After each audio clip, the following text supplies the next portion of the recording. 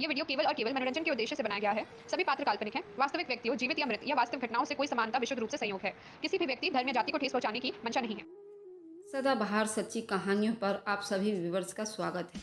मैंने अपनी शादी अपने पसंद से घर वालों के खिलाफ जाकर किया था। रिया मैं बहुत मोहब्बत किया करते थे, इसलिए हम दोनों ने कोर्ट मैरिज कर ली थी। हम दोनों एक दूसरे से बेपनाह मोहब्बत करते थे, इसलिए हम दोनों ने अपने मोहल्ले से थोड़ी दूर 3 कमरों का एक फ्लोर ले लिया। मैं वैसे भी नौकरी करता था। मैं रिया को 2 वक्त की रोटी आराम से खिला सकता था। मैं और रिया अब अपनी नई ज़िंदगी का शुरुआत करने जा रहे थे। जहां हमने मकान लिया था उसमें एक कमरा ही काफ़ी था। बाकी एक कमरे को हमने ड्राइंग रूम और दूसरे कमरे को हमने हॉल बना दिया कि कोई मेहमान वगैरह आए तो हम उसे इज्जत से बैठाने के काबिल हों। हमने जिस कमरे में अपना बेडरूम बनाया था उसका एक तरफ स्टोर रूम था, यानी एक स्टोर रूम अंदर की तरफ बना हुआ था और वह कमरा काफ़ी अंधेरा था। लाइट जलने के बाद भी उसमें दिखाई देती थी और इस कमरे में सूरज की रोशनी भी बहुत कम आती थी। वैसे ये तन्हाई पसंद कमरा था। ऐसे कमरे तो मुझे बहुत अच्छा लगता है, लेकिन रिया को ये कमरा बिल्कुल भी पसंद नहीं था। कहती मुझे उस कमरे में डर लगता है, यहाँ अजीब व गरीब से साए नज़र आते हैं। तुम दूसरे कमरे में क्यों नहीं चलते?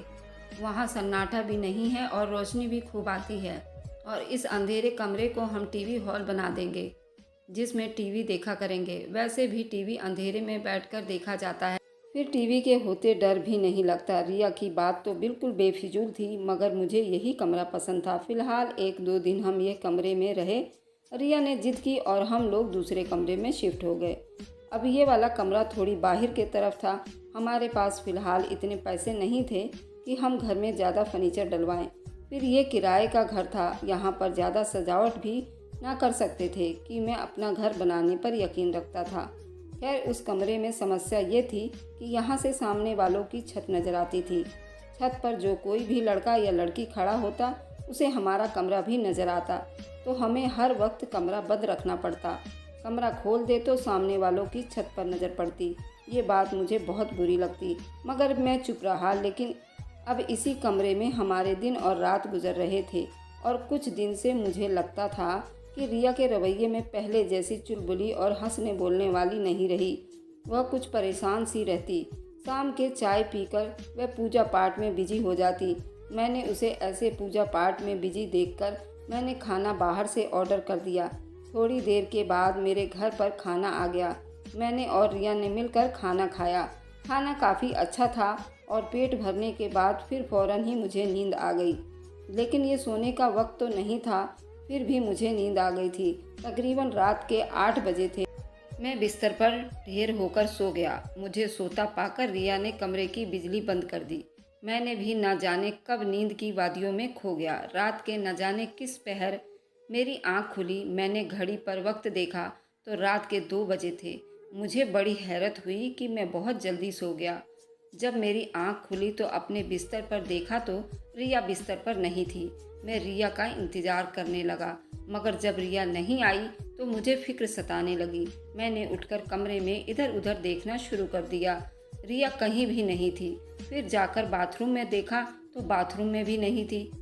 अब मुझे फिक्र होने लगी, मगर जिस कमरे में टीवी था उस कमरे की लाइट ऑन थी। मैंने सोचा यहाँ देख लेता हूँ।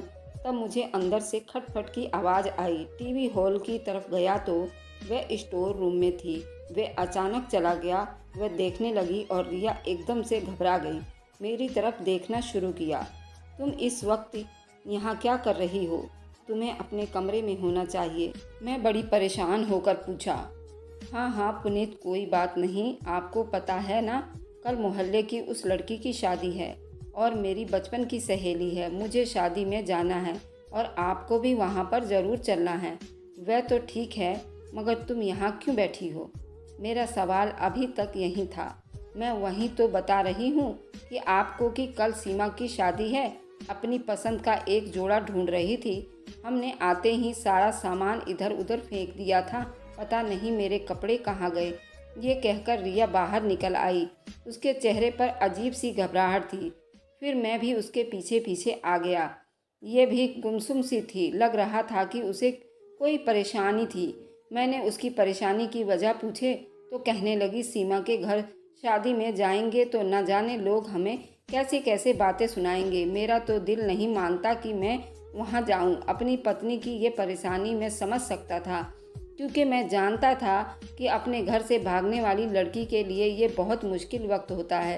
कैसी कैसी बातें लोग करते हैं और उसे सहना पड़ता है। उसको बाकी परेशानियां सोचकर फिलहाल मैंने कहा कि अगर तुम्हें इतना ही डर लग रहा है लोगों की बातों का और तुम इतना घबरा रही हो तो मैं तुम्हारे साथ चलूँगा।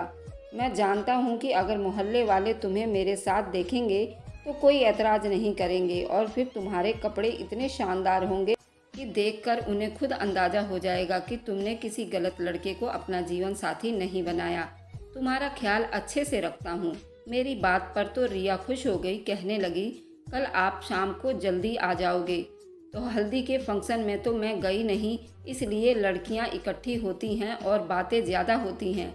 कल उसकी वरमाला है, आप मेरे साथ चलिएगा। बस इसी विदाई के बाद हम घर आ जाएंगे। 2 घंटे की तो बात है। मैंने हाँ भर ली। मैं शाम को आया तो रिया मुझसे पहले तैयार खड़ी थी, कहने लगी, हमें पहले ही देर हो गई है, जल्दी चलिए। मैंने जल्दी जल्दी कपड़े बदले और रिया के साथ सीमा की शादी में शामिल होने चला गया, जबकि उस वक्त मैं बहुत थका हुआ था। वहाँ पहुँचकर मुझे अंदाज़ा हुआ कि वाकई रिया की फिक्र ठीक।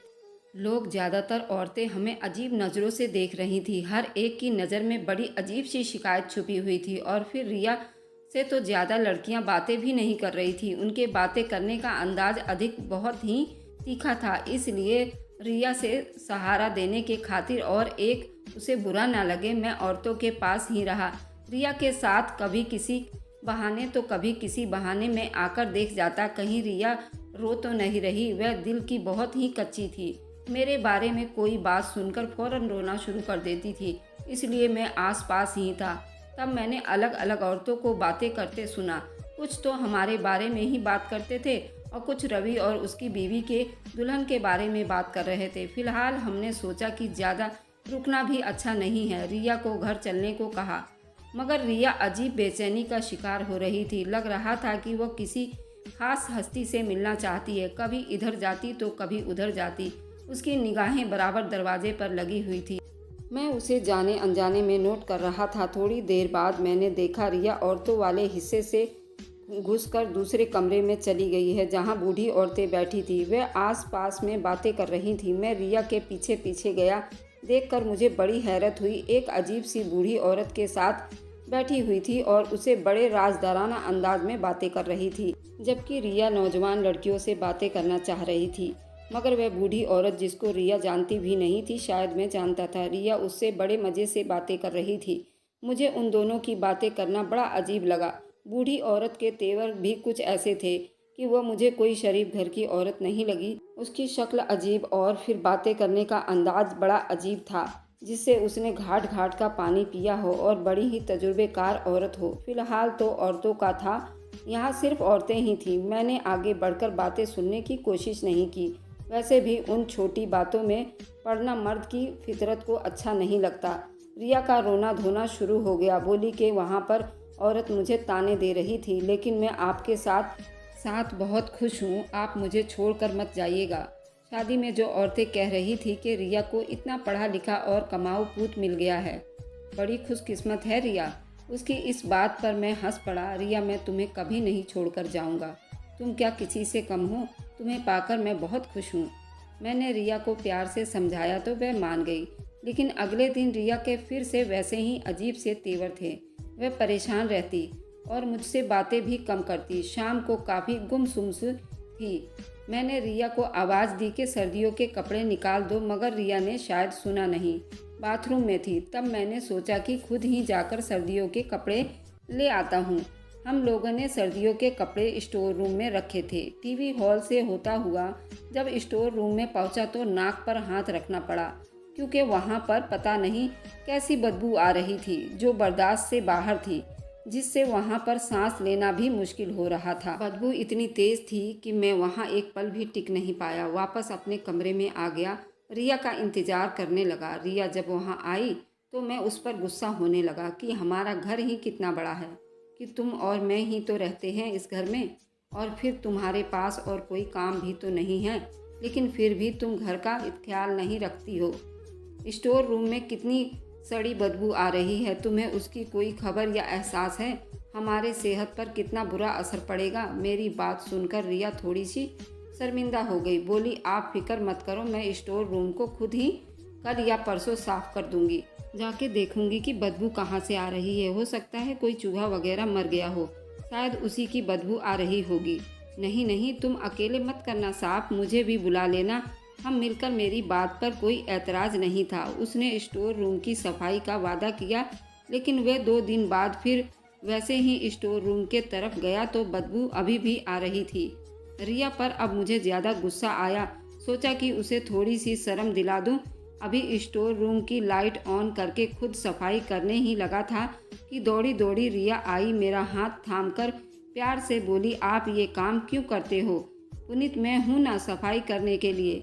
मुझे 1 दिन और दो प्लीज़, मैं आज ही सफाई पूरा करूँगी। मुझे सफाई करने वाला केमिकल नहीं मिल रहा था। कल जाऊँगी ना बाज़ार तो वहाँ से लेकर आऊँगी, सारा घर चमका कर रख दूँगी। उसके बगैर सफाई करना मुमकिन नहीं है। रिया की बात तो बिल्कुल सही थी। मैंने तो सफाई के लिए कुछ लाकर नहीं दिया था, उल्टा मैं ही उससे शर्मिंदा हो गया। फ़िलहाल मैं काफ़ी थक चुका था। थोड़ी देर के बाद मेरी तबीयत में थोड़ी सी भारीपन होने लगा। तब रिया बोली कि मैं आपके लिए दूध का गिलास लेकर आती हूँ। हल्दी वाला दूध का गिलास पीकर आपको आराम आ जाएगा। थोड़ी देर बाद दूध का गिलास पीकर मुझे बहुत नींद आने लगी। मैं नींद में कब सो गया मुझे पता ही नहीं चला। मेरी आंख एक बार खुली, रिया कमरे में नहीं थी। मैंने उसे आवाज़ दी मगर मुझे नहीं मिली। उठकर जाना चाहा, देखूं रिया कहाँ है, क्या कर रही है, मगर मुझे दोबारा नींद आ गई, इसलिए उसके पीछे नहीं जा सका। सुबह आंख खुली तो दिमाग थोड़ा भारी भारी सा लग रहा था। मुझे ऐसा महसूस हो रहा था कि मेरी नींद भी पूरी नहीं हुई थी। फिलहाल मैं सारी रात सोया रहा, मगर अजीब सी थकान मेरे दिमाग पर शुरू हो गई थी। मैंने रिया को आवाज़ दी, मगर रिया ने मेरी बात अनसुनी कर दी। काफ़ी देर में बिस्तर पर लेटा रहा, उसका इंतज़ार करता रहा कि रिया आए तो मैं नाश्ते का कहूँ, मगर रिया मैडम का तो नामो निशान नहीं था। मुझे फिक्र हुई, उठकर देखा तो रिया किचन में नहीं थी।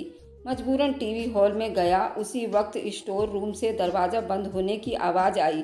मैंने देखा कि रिया स्टोर रूम में बंद होकर दरवाज़ा अंदर से लॉक कर लिया। मैंने दरवाज़ा खटखटाया, मगर रिया ने कोई जवाब नहीं दिया। मुझे गुस्सा आ गया। रिया, पागल हो गई हो क्या? दरवाज़ा खोलो, मैं कब से तुम्हारा इंतज़ार कर रहा हूँ। ये नखरे मुझे हर वक्त मत दिखाया करो। मेरी आवाज़ थोड़ी तेज़ रही थी, मगर रिया पर कोई फ़र्क नहीं पड़ रहा था। उस वक्त रिया ने दरवाज़ा नहीं खोला तो उसने नहीं खोला। काफ़ी देर बाद जब दरवाज़ा पीट पीट कर थक गया तो उसकी मरेली सी आवाज़ अंदर से सुनाई दी, पुनीत, मुझे डिवोर्स चाहिए, तभी दरवाज़ा खोलूँगी, वरना यहीं मर जाऊँगी। तुम ये क्या कह रही हो रिया? मैं तुम्हें कैसे डिवोर्स दे सकता हूँ? तुम होश में तो हो? मैंने सर पकड़ लिया। हे भगवान, ये तुम्हें क्या हो गया है? आखिर ऐसा क्या कर दिया मैंने? तुमने इतनी बड़ी बात कह दी। तुमने तो अब सब कुछ खत्म कर दिया। रिया से गिले शिकवे करने लगा, मगर रिया का गुस्सा धीरे धीरे बढ़ता ही चला गया। बोली कि अगर तुम मुझे डिवोर्स नहीं दोगे, मैं इसी कमरे में फांसी लगाकर मर जाऊंगी, लेकिन यहाँ से नहीं निकलूंगी। अब मुझे रिया पर बहुत गुस्सा आने लगा। रिया, डिवोर्स तो मैं नहीं दूंगा कभी भी। तुम्हें दरवाज़ा तोड़कर जब मैं तुम्हें यहाँ से बाहर निकालूंगा तो तुम्हारा बुरा हाल कर दूंगा और तुम्हें ऐसी सज़ा दूंगा कि तुम सारी उम्र याद रखोगी। मैंने रिया को धमकाया भी, मगर उस पर किसी बात का असर नहीं हुआ। आखिरकार वह हुआ जिसका मुझे डर था। बाजार गया और वहाँ से एक मिस्त्री को ले आया। मिस्त्री साहब हमारे मोहल्ले के ही थे। जल्दी से किसी को ढूंढ नहीं पाया। वह पड़ोसी मेरे साथ मेरे घर आए। मैंने उन्हें कहा, स्टोर रूम का दरवाज़ा अंदर से बंद है, आप कुछ करें और उसे खोल दें। मैंने रिया के बारे में नहीं बताया था, मगर अभी वह दरवाज़ा खोलने में बिजी थे कि रिया अंदर से चीखने चिल्लाने लगी और रोने पीटने लगी। वह भी समझ गए कोई मामला ज़रूर हुआ है। उनके चेहरे के हाव भाव देखकर मैं जान गया था कि मेरी इज्जत अब पूरे मोहल्ले में बिखर चुकी है। कोई फ़ायदा नहीं था कोई बात छुपाने का। मैंने ये कह दिया, बिना वजह की जिद कर रही थी, इसलिए आपको बुला लाया हूँ। मैं बहुत शर्मिंदा हो रहा था उसके सामने। खैर, किसी न किसी तरह हमने दरवाज़ा खोल रिया अंदर सर पकड़े बैठी थी और उसकी आंखों से आंसू बह रहे थे जो उसके गालों पर लकीरें बना रहे थे। मुझे उस वक्त उसकी हालत ऐसी न लगी मैं उससे लड़ाई झगड़ा न करूं या किसी भी तरह का सवाल जवाब करूं, उससे पूछूं कि तुमने ऐसा क्यों किया। मैंने उसे स्टोर रूम से बाहर लाकर कमरे में बिठाया, पानी लेने गया और वापस आकर देखा रिया बेहोश हो चुकी थी। उसकी हालत देखकर मुझे बहुत तरस आया। उसे डॉक्टर के पास ले जाना चाहा था मगर अभी कुछ भी करना ठीक नहीं था। मैं आराम से बैठ गया। रिया को खुद अकल आ जाएगी, मुझे बता देगी कि क्या समस्या है। मगर ऐसा मेरी सिर्फ दिमाग की सोच थी। रिया तो दिन ब दिन मुझसे लड़ाई झगड़े बढ़ाने लगी थी। उससे कोई बात करता तो वह खाने को दौड़ती थी। मुझे उस परेशानी से आधा करके रख दिया। मैंने अपने ऑफिस में काम पर ध्यान न दे पाता, जबकि रिया का रवैया अजीब अजीब तरह होता जा रहा था। कभी कभी वो बहुत प्यार से बात करती थी, ऐसे जैसे पिछली किसी बात की खबर नहीं हो। ये बात मुझे और भी ज़्यादा तकलीफ देता था। पता नहीं होता कि कब रिया का मूड बिगड़ जाए और कब वो डिवोर्स की रट लगाए। अभी तक हमारे बीच कई बार तकरार हो चुकी थी। रिया ने घर के काम भी छोड़ दिए थे, खाना मैं बाहर से ले आता और मेरी बेरुखियाँ भी दिन ब दिन बढ़ती जा रही थी। मुझे अपने सारे काम खुद ही करने पड़ते। रिया घर में है या नहीं मुझे पता ही नहीं चलता। अगर उससे कुछ कहो तो वह उल्टा मेरी दिमाग खाती और मुझे परेशान करती। एक दिन मैं अपनी स्पोर्ट शूज़ ढूंढने स्टोर रूम में गया तो देखा कि ज़मीन पर कागज़ के टुकड़े पड़े थे। मैंने उन कागज़ के टुकड़ों को इकट्ठा करके देखा तो वह किसी लड़के की तस्वीर नज़र आ रही थी। समझ नहीं पाया कि ये किसकी तस्वीर होगी। फिर मैंने उठाकर उसे जेब में रख लिया और मैं रिया के कैरेक्टर के बारे में अब थोड़ा थोड़ा समझ चुका था कि शायद वह किसी लड़के के चक्कर में पड़ी है। लेकिन मैं फिर भी रिया से बहुत मोहब्बत करता था। मैं अपना ये रिश्ता बचाना चाहता था। इसलिए मैंने किसी मौलवी साहब के पास पहुंच गया। बड़े दिनों बाद उनसे मुलाकात हुई तो वह बहुत खुश हुए। मैंने उन्हें अपनी शादी के बारे में बताया और फिर ये सारी समस्या भी उनके सामने रख दी। मौलवी साहब ने इसका उपचार पूछे। मेरी बात सुनकर वह किसी सोच में गुम हो गए। बोले, क्या तुम अपनी पत्नी को ध्यान नहीं देते या तुम दूसरी औरतों से दिलचस्पी लेते हो? मैं सर हिला दिया। ऐसी तो कोई बात नहीं है, मैं उनसे मोहब्बत करता हूँ। तो फिर ये किस और लड़के से क्यों मिल रही है? उनकी बात ने तो मुझे बिल्कुल हैरान कर दिया था। हम उस दिन जिस दिन शादी में गए थे उसकी सहेली के यहाँ, उस दिन वहाँ पर वह लड़का भी आया था और रिया उसी का इंतज़ार कर रही थी। और रिया को तब एहसास हुआ कि मुझे भागकर शादी नहीं करनी चाहिए थी और ये सब उसकी माँ और बहनों ने मिलकर किया था। उसकी माँ नहीं चाहती थी कि मेरे से शादी करे।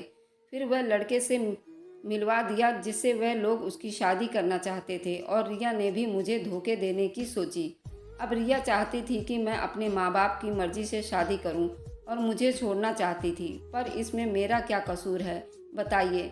मैंने रिया से तो अपने सच्चे दिल से प्यार किया था, पर रिया बदल गई, ये मुझे कभी भी गवारा नहीं हुआ। खैर, मैंने भी रिया को डिवोर्स दे दिया और रिया ने भी अपने माँ बाप की मर्ज़ी से शादी रचा ली, अपने घर चली गई और मैं अकेला रह गया।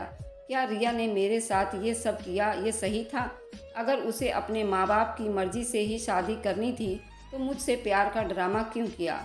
मैंने तो अपने माँ बाप को उसके लिए छोड़ दिया था, तब भी उसने मेरे साथ बेवफाई की। मैं अभी रिया को भुला नहीं पाया हूँ और वह सब भी जो उसने मेरे साथ किया।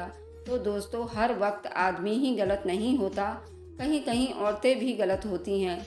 मैं उसको डिवोर्स नहीं देना चाहता था, पर मैं उसके झूठे प्यार के सहारे तो नहीं रह सकता था ना, इसलिए मैंने उसे डिवोर्स देने का फैसला किया था। तो बताइए दोस्तों, मैंने सही किया या गलत?